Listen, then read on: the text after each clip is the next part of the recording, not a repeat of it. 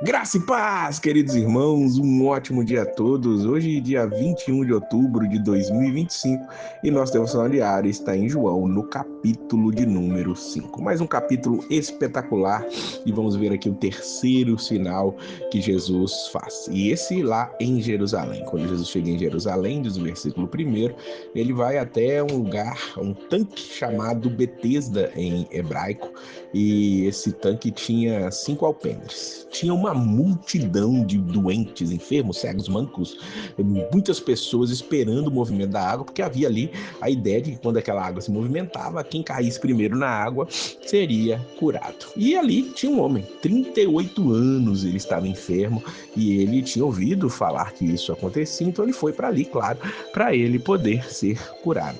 Jesus chega até aquele lugar, vê aquele homem, encontra ele no meio daquela multidão, o escolhe e pergunta a ele, no versículo 6, queres ficar são? O homem naturalmente não sabia quem era Jesus, e ele vai responder da maneira como ele pensava. Ele achava que se ele caísse na água primeiro, seria curado. Só que paralíticos não vão correr para a água quando a água é agitada em algum momento. E a resposta dele é: Senhor, não tem homem algum que quando a água é agitada me põe no tanque, mas enquanto eu vou, desce outro antes de mim, diz o versículo de número 7. E aí Jesus vira para aquele homem: levanta-te, toma o teu leito e anda. E há um detalhe aqui no versículo número 9. E aquele dia era sábado. E aquele sábado foi quando começou ali a grande perseguição a Jesus, segundo os relatos de João. Os judeus se encontram com aquele homem, veem ele ali andando, ao invés de se alegrar, de saber o porquê que ele está acontecendo, eles vão repreendê-lo. Dizem no versículo 10, é sábado, não te é lícito levar o teu leito.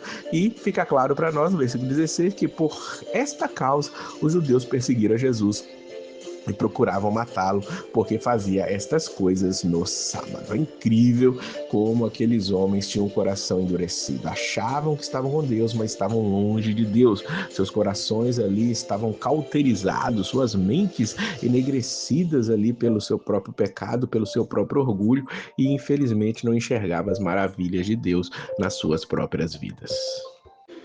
Jesus mais abaixo vai começar a falar acerca da vida eterna. Olha o que ele diz no versículo 24. Na verdade vos digo que quem ouve a minha palavra e que naquele que me enviou tem a vida eterna e não entrará em condenação, mas passou da morte para a vida. Que palavras maravilhosas que Jesus diz. Hoje nós temos um entendimento melhor disso, mas imagine você lá no primeiro século ouvindo alguém chegando e falando que você tem a vida eterna se você ouvir e crer nele. Que coisa maravilhosa. E Jesus diz, ó, não vos maravilheis disso, porque vem a hora em que todos os que estão nos sepulcros ouvirão a sua voz. Deus não está dizendo somente vocês que estão vivos vão receber a vida eterna, não. Aqueles que estão mortos também, eles ouvirão a sua voz. E ele diz que haverá ressurreição. Os que fizeram o bem sairão para a ressurreição da vida, e os que fizeram o mal para a ressurreição da condenação. Veja que no mesmo dia haverá a ressurreição de ímpios, de salvos, e todos esses receberão ali ou o seu galardão ou a sua condenação. E isso é maravilhoso, nós percebermos que é uma grande realidade.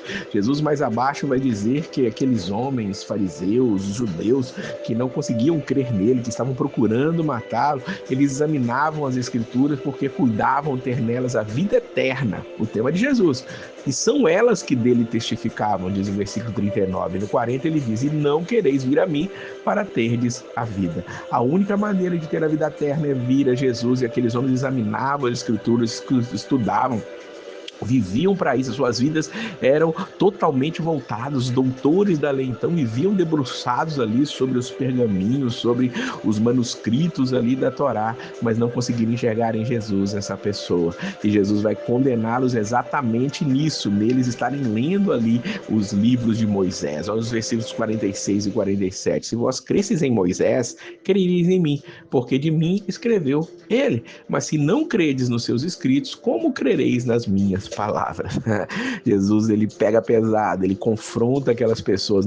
Eles devem ter pensado, nós cremos em Moisés, nós estudamos Moisés. Quem é você para querer nos confrontar naquilo que nós tanto sabemos?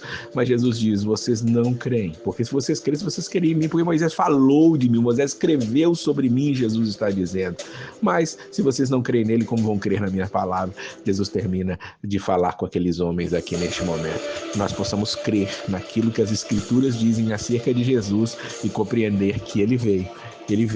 Ele é aquele que se levantou, ele é maior que Moisés e ele está aqui para ouvir a nossa voz e continuar disseminando a sua palavra. Que Deus possa abençoar a sua vida. Não deixe de crer em Jesus Cristo de maneira alguma. Ele é a ressurreição, ele é a vida e a ressurreição, pode ter certeza que aqui não é o fim.